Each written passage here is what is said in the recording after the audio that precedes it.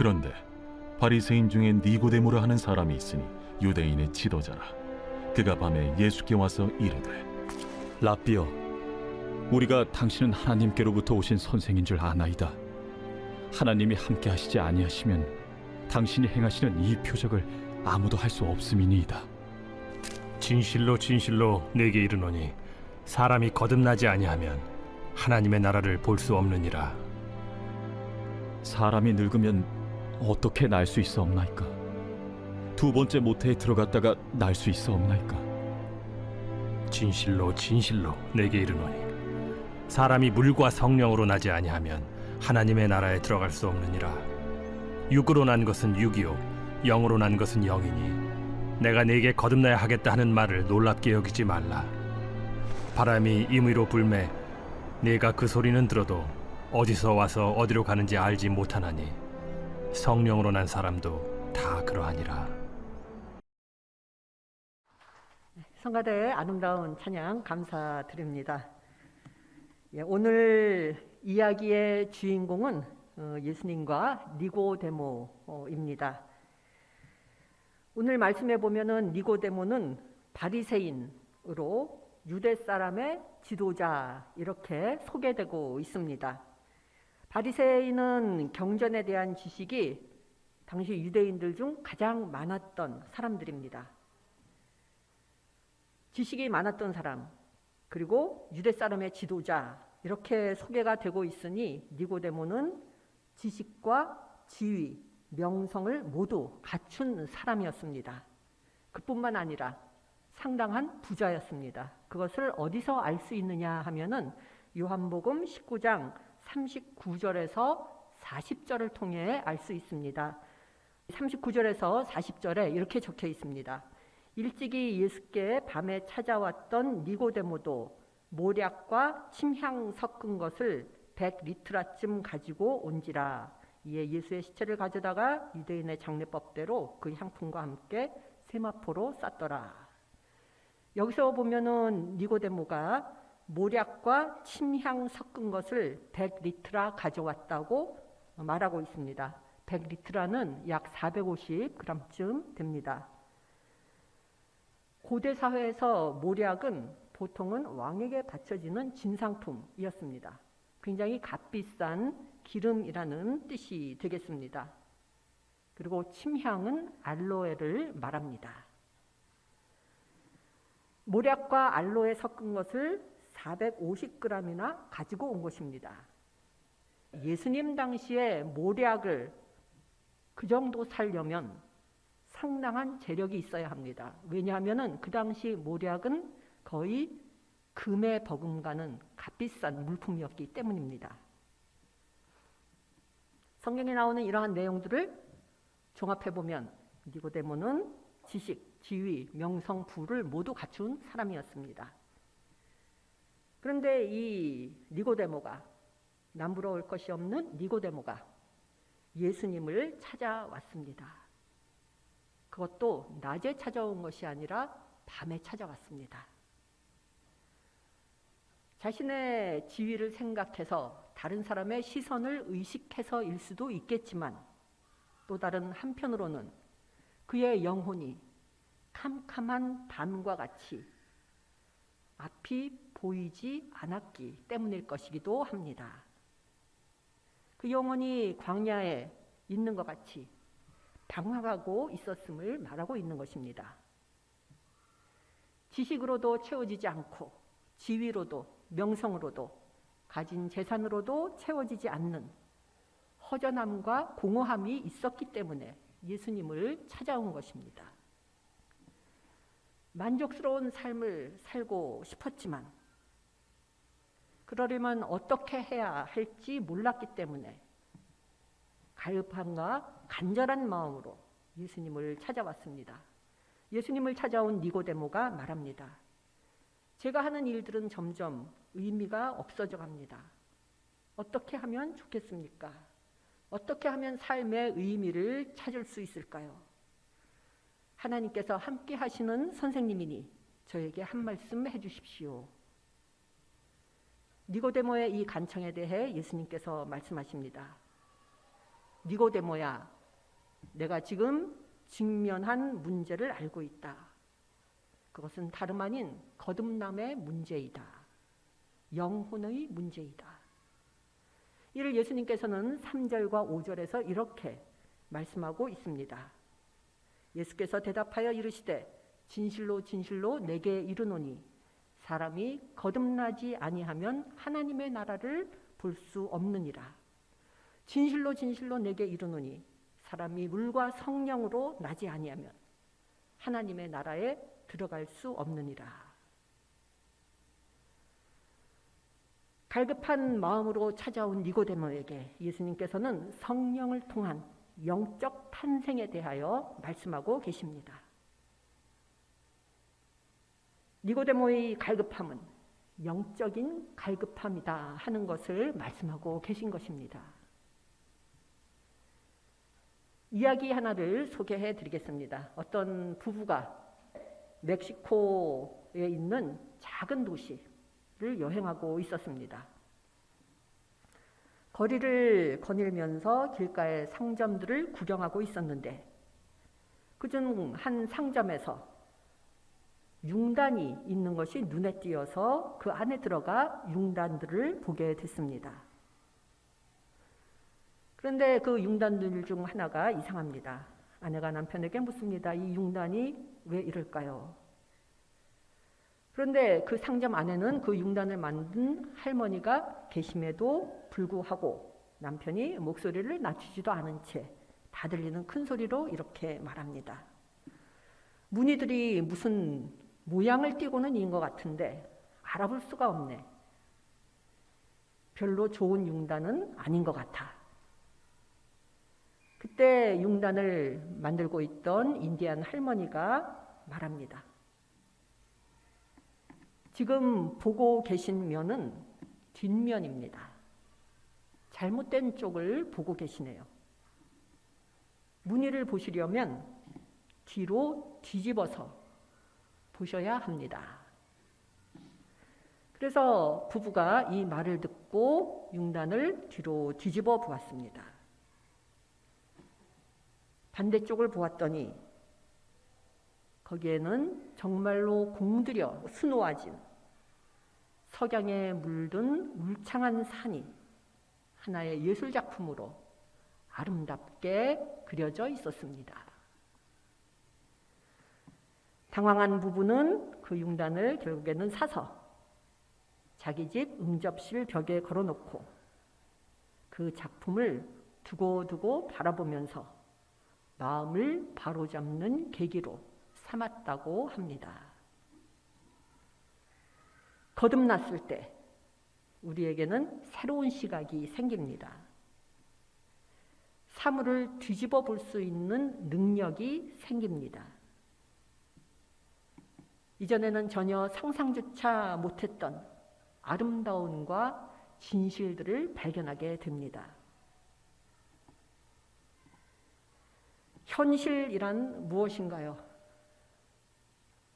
현실이 결코 별로 아름답지 않다.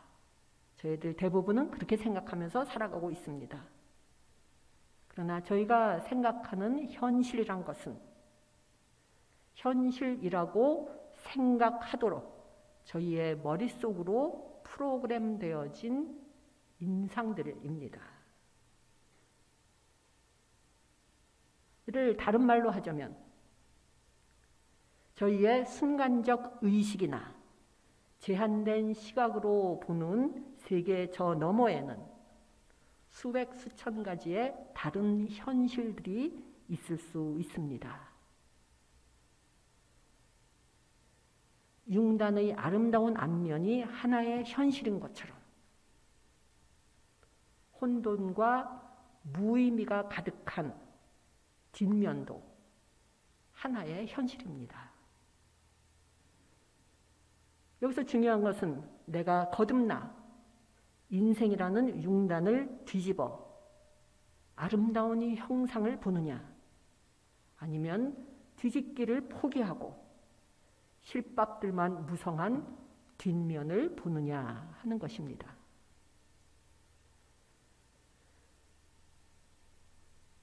저희들은 거듭나야 합니다. 안락한 삶을 누리고 있다 해도 그럼에도 불구하고 거듭나야 하는 이유는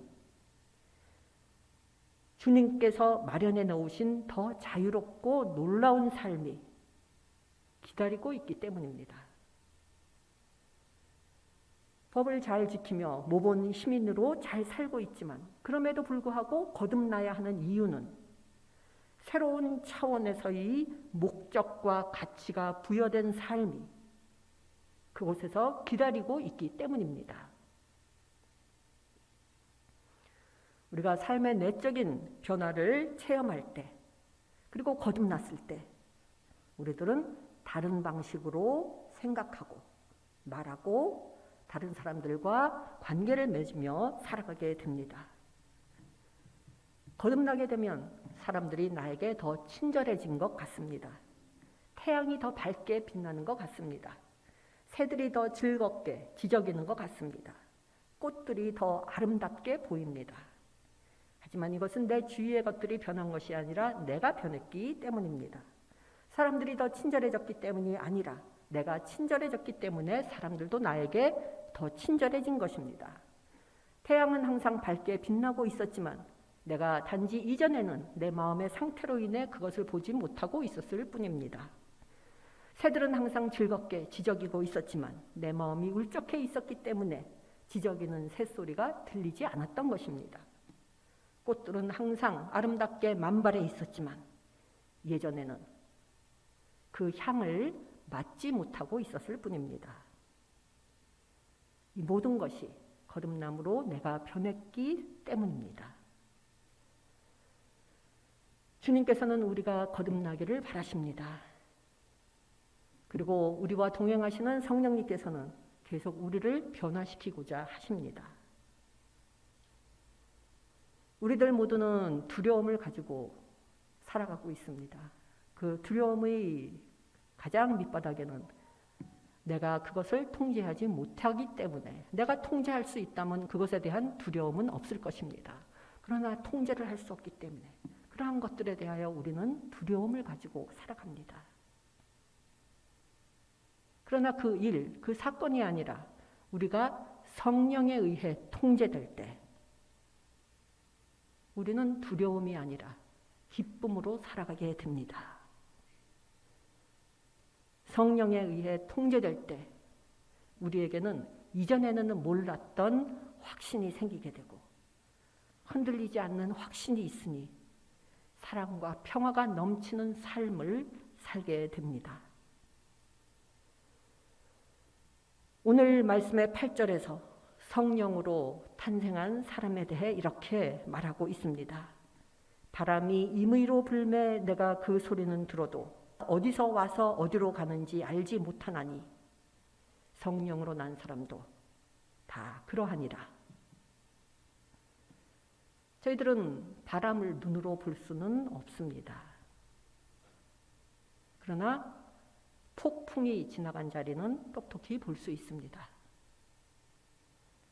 마찬가지로 우리는 성령을 눈으로 볼 수는 없지만 거듭난 사람, 영으로 태어난 사람들의 삶 속에서 성령의 역사를 뚜렷이 봅니다. 저는 건강과 관련된 주제에 관심이 많습니다. 그런데 오늘 아침 핸드폰 인터넷을 이렇게 클릭하면은 뜨죠. 갑자기 거기 노화와 관계된 유튜브 동영상이 올라와 있습니다. 제가 검색한 것도 아닌데 그 유튜브 동영상이 올라와 있더라고요. 그래서 눈에 확 띄어서 제가 유튜브 동영상을 잘 시청하는 사람이 아닙니다. 그런데 주제가 주제이만큼 봐야 될 것 같아서 오늘 아침 바쁜 중에도 그걸 시청했습니다. 그 유튜브 동영상을 올린 사람은 그 교수님이신데 노화내과라고 하는 진료 과목이 있다고 합니다. 이 노화내과의 교수님이 올리신 동영상인데 이 교수님 말씀에 의하면 시간적 나이가 있는가 하면 생물학적 나이도 있다고 합니다. 이 생물학적 나이라는 것은 노화의 정도를 나이로 측정한 것인데 이 시간적 나이와 생물학적 나이는 꼭 일치하는 것은 아니라고 합니다. 똑같은 나이라도 생물학적 나이가 더 많을 수도 있는 것인데 그 원인은 주로 잘못된 생활 습관에서 비롯된다 이렇게 말씀하고 계십니다. 그러면서 잘못된 생활 습관이 어느 것인지 식습관에 대해서 쭉 설명을 하셨는데요. 끝까지 다 제가 봤습니다. 맞는 말씀인 것 같습니다. 나이에는 여러 종류가 있습니다. 시간적 나이가 있고 생물학적 나이가 있는가 하면 또 영적 나이라는 것도 있습니다. 잘못된 생활 습관을 바로잡아 생물학적 나이를 낮추어야 하듯이 거듭남을 통해 영적 나이를 높여야 합니다. 거듭남은 영으로 태어나는 것이라고 또 하고 오늘 말씀처럼요. 또는 성령 세례라고도 말합니다. 성령이 한 사람에게 임한 것을 뜻합니다. 오늘은 2000년 전에 있었던 성령 강림과 그로 인해 일어난 성령의 놀라운 역사를 기념하는 주일입니다. 성령이 저희 대학교의 교우님들 모두에게 강림해서 저희 모두의 영적인 나이가 높아지기를 바랍니다. 그래서 저희 모두의 삶이 항상 성령께서 주시는 기쁨과 평화가 충만한 삶이 되기를 바랍니다. 그리고 무엇보다도 2000년 전의 성령 강림의 역사가 저희 대학교에서도 일어나기를 바랍니다. 성령 강림은 간절함과 갈급함이 있을 때 일어납니다. 간절함과 갈급함으로 맺어지는 열매입니다. 이 성령 강림 주일 저희 모두가 성령에 대한 목마름이 있기를 바랍니다. 간절함과 갈급함이 있기를 바랍니다. 그러한 마음으로 니고데모는 예수님을 찾아갔습니다. 그러한 간절함과 갈급함이 있을 때 그 사람이 바로 니고데모입니다. 성령의 역사를 믿고 이를 사모하며 성령 강림 주일을 맞아 이 자리에 모이신 우리 모두가 바로 니고데모입니다. 주님께서 니고데모들에게 말씀하십니다. 울타리 안에 갇혀 살지 말고 성령으로 거듭나 자유함을 얻으라고 말씀하십니다. 오늘 말씀과 비슷한 말씀이 에스겔서 36장 26절과 27절에도 나옵니다. 이같이 말하고 있습니다. 내가 새 영을 너희 속에 두고 새 마음을 너희에게 주되 너희 육신에서 굳은 마음을 제거하고 부드러운 마음을 줄 것이며 또 내 영을 너희 속에 두게 하리니. 주님께서는 저희 모두가 거듭나기를 원하십니다. 니고데모를 향한 초대는 곧 우리를 향한 거듭남으로의 초대입니다. 아무쪼록 이 성령 강림 절기 동안 성령께서 불어넣어 주시는 생기를 저희 모두가 받아 들이마시면서 성령을 따르는 가운데 은혜와 능력의 세계를 향해 발을 내딛는 저희 모두가 되기를 바랍니다. 그리하여 저희들의 삶이 오늘 말씀처럼 바람은 불고 싶은 대로 분다. 그 소리는 듣지만 어디에서 와서 어디로 가는지는 모른다. 성령으로 태어난 사람은 이와 같다. 이 말씀이 거듭남을 통해 저희의 삶이 되기를 바랍니다. 이러한 삶을 사는 저희 모두 그리고 대학교회가 되기를 바랍니다. 기도드리시겠습니다. 은혜와 사랑의 주님, 저희들을 인도하시는 주님의 사랑에 그리고 그 섭리에 감사드립니다. 간절히 바라옵기는 이 시간 저희들 성령을 받고 영으로 탄생하기를 원합니다. 이 자리에 모인 저희들 한 심령에 찾아오셔서 굳은 마음을 부드럽게 펴주시고 저희로 하여금 성령이 충만하여 주님 사랑과 이웃 사랑을 진정으로 실천하는 삶을 살게 하여 주시옵소서. 항상 변화하고 성장하는 신앙인이 되도록 성령께서 저희들의 길을 인도하여 주시옵소서. 그리하여 저희들의 삶이 주님께 영광을 돌리고 세상 사람들에게는 복이 되는 삶이 되게 하여 주시옵소서. 이 모든 말씀 예수님 이름으로 기도드립니다.